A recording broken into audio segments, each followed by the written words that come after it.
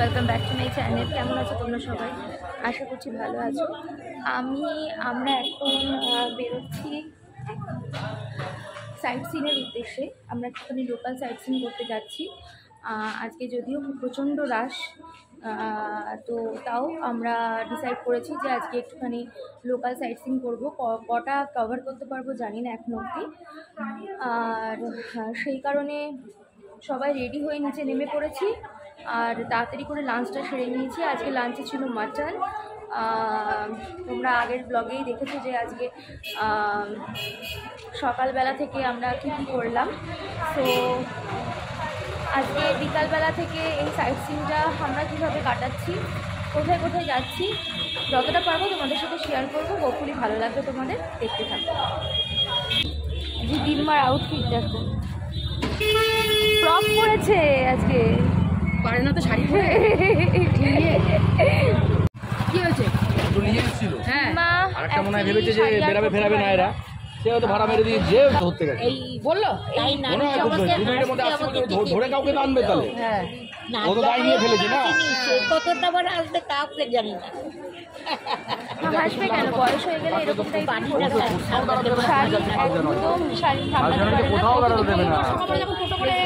আমরাই কিনে দিয়েছি বাবাকে নিয়ে। আমি তাহলে আজকে আমরা মামে চারজনের টিম আমরা উঠেছি এখানে। কুট্টিমানির মা দিম্মা, এইদিকে আমি আর আমার মা।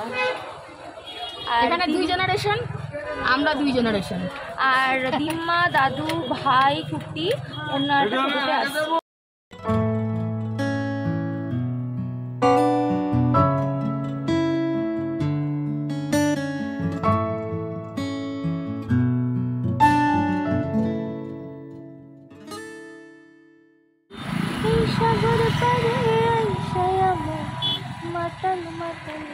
ঘুরিয়ে আনছে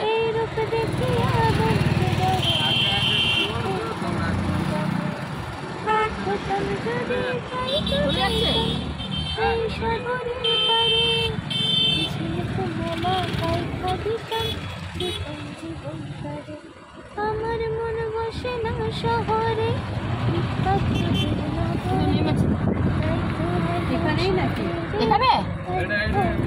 না।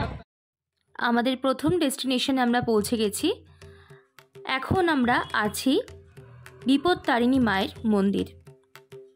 নতুন এই স্পটগুলো হয়েছে, আমরা নতুন যে স্পটগুলো হয়েছে, গতানুগতিক লোকাল সাইট সিনের বাইরে গিয়ে যে স্পটগুলো নতুন হয়েছে সেগুলোই আজকে এক্সপ্লোর করব এবং তোমাদের সাথেও শেয়ার করব।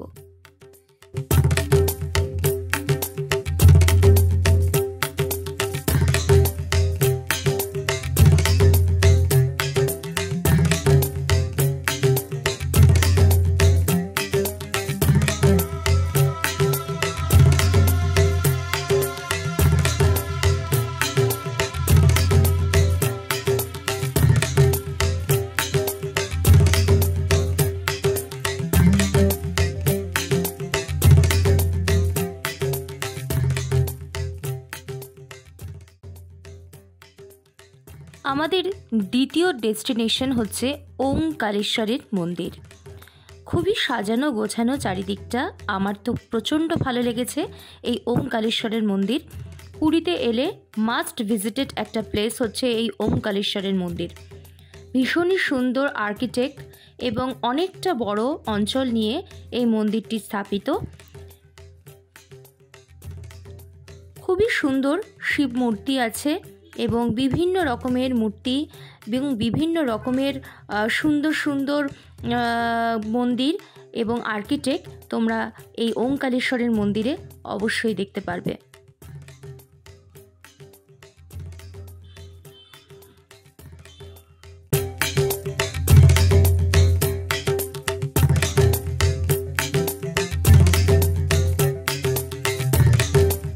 এখানে পুজো দেওয়ার সমস্ত সামগ্রী তোমরা পেয়ে যাবে এবং ঘিয়ের প্রদীপও তোমরা পাবে। যদি তোমরা আরতি করতে চাও তার জন্য ঘিয়ের প্রদীপও এখানে তোমরা পেয়ে যাবে।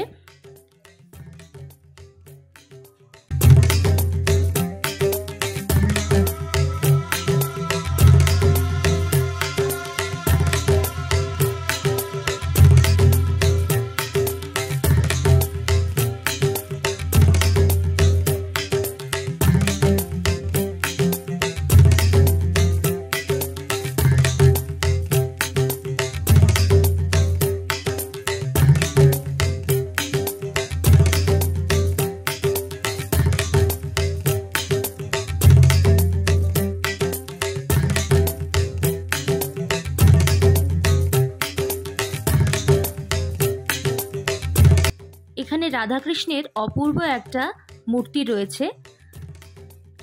দোলনায় ঝোলা একটা রাধাকৃষ্ণের অপূর্ব মূর্তি রয়েছে এবং কনস্ট্যান্ট দোলনায় ঝুলিয়ে যাচ্ছে। দেখো কি সুন্দর করে সাজানো একটা মায়াবী পরিবেশের মধ্যে আবৃত রয়েছে। এখানে দাঁড়িয়ে তোমরা কিন্তু ফটোও তুলতে পারো।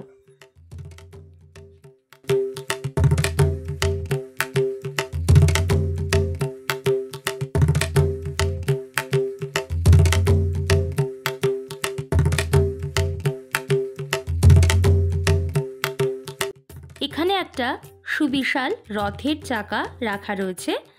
বলে নাকি এই চাকা যদি ঘোরানো হয় তাহলে তোমার ভাগ্যের চাকাও কিন্তু ঘুরবে।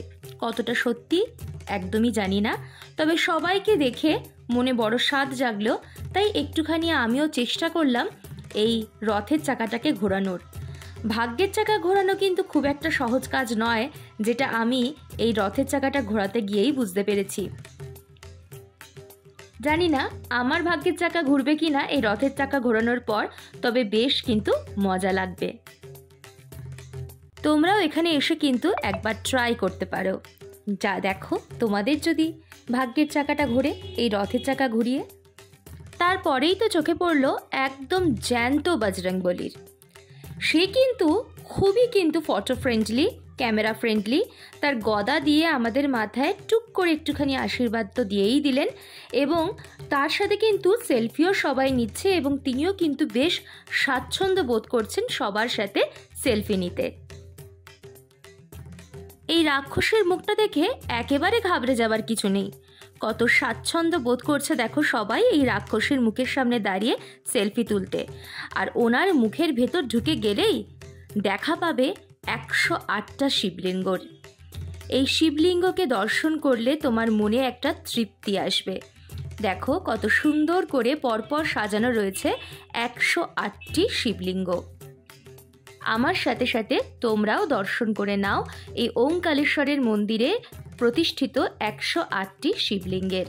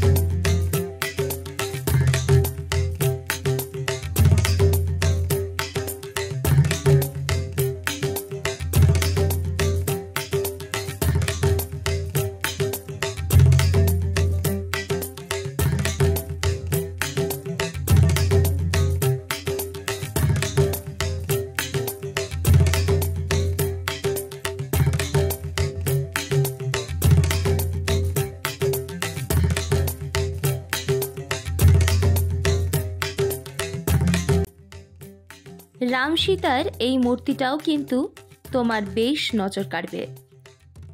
মন্দির থেকে বেরিয়েই চোখে পড়বে এই সুবিশাল শিব মূর্তিটির, যার সামনে দাঁড়িয়ে তোমরা খুব সুন্দর সুন্দর ফটো তুলতে পারো। এবং এই শিব মূর্তিটা সত্যি একটা আকর্ষণ কাটছে, একটা নজর কাটছে এই ওঙ্কারেশ্বর মন্দিরে এলে। ওঙ্কারেশ্বরের মন্দির থেকে বেরিয়ে পৌঁছে গেছি শ্রী গৌর বিহার অর্থাৎ গুপ্ত বৃন্দাবনে, যেটা আমাদের last destination of the day. আসো আমার সাথে সাথে তোমরাও ঘুরে দেখো গুপ্ত বৃন্দাবন।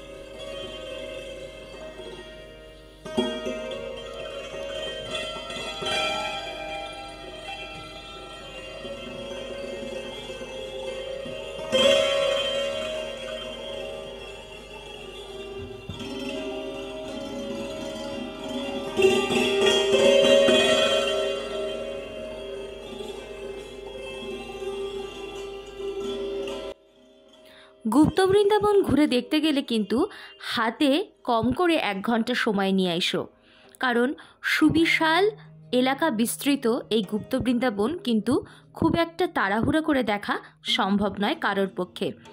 বয়স্কদের নিয়ে যদি ঢোকো তাহলে এখানে বসার ব্যবস্থা রয়েছে, তাদেরকে বসিয়েও তোমরা এই গুপ্ত বৃন্দাবন ঘুরে দেখতে পারো। অনেক কিছু দেখার আছে, চট করে কিন্তু খুব কম সময়ের মধ্যে কিন্তু সবটা কভার করা পসিবল না, তাই হাতে সময় নিয়েই কিন্তু এই গুপ্ত বৃন্দাবনে আসা সবার উচিত।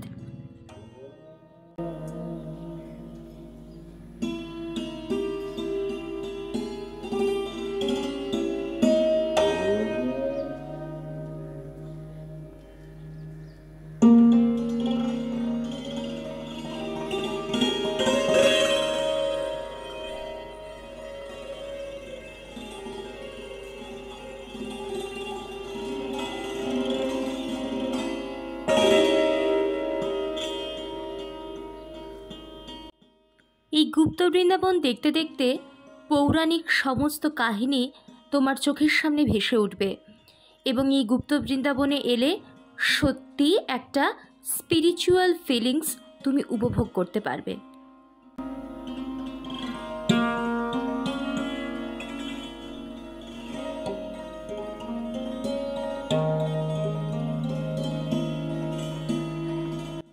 সুবিশাল এই হনুমানজির মূর্তিটি দেখে তোমার মনে একটা প্রশান্তি আসবে এবং আধ্যাত্মিকতায় মোড়া এই গুপ্ত বৃন্দাবন তোমার মনকে সত্যিই একটা আরাম দেবে।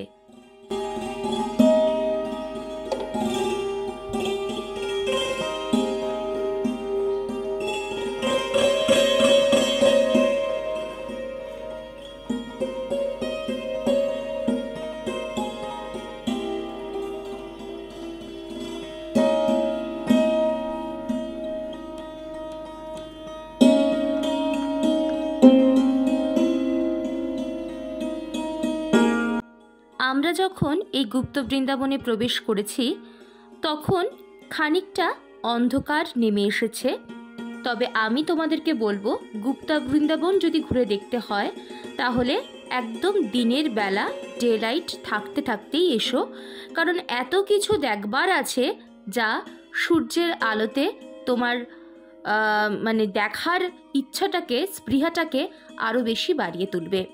অন্ধকার নেমে এলে কোনো কিছুটাই সঠিকভাবে উপভোগ করতে পারবে না। বিকাল 5টা অবধি খোলা থাকে এই গুপ্ত বৃন্দাবন, তাই দুপুরের খাবারটা তাড়াতাড়ি খেয়ে বেরিয়ে পড়ো গুপ্ত বৃন্দাবনের উদ্দেশ্যে, কারণ বেশি যদি দেরি করে বেরো তাহলে সূর্য দেবতা বাড়ি যাওয়ার তোড়জোড় লাগাবে আর তোমাদেরও ঠিক করে ঘোরা হবে না।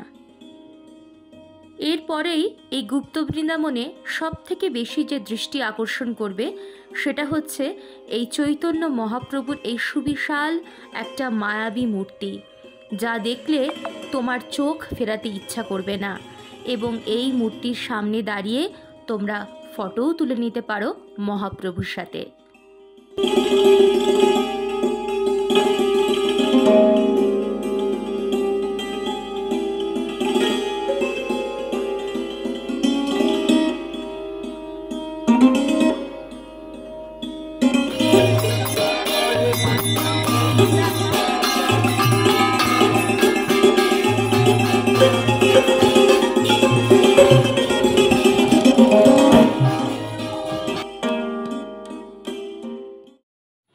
সাইট সিন সেরে আমরা ফিরে এসেছি হোটেলে। এখন হোটেলের সামনের ফ্রন্ট থেকে আমি এই বিচের ভিউটা তোমাদের সাথে শেয়ার করছি। কি সুন্দর দেখো, সারি বেঁধে পরপর লাইন করে উঠ যাচ্ছে। আজকের ভিডিওটা ভালো লাগলে অবশ্যই ভিডিওটাতে একটা লাইক করো, শেয়ার করো আর কমেন্ট করে জানিও কেমন লাগলো, আর সাবস্ক্রাইব করে পাশে থেকো। বাই।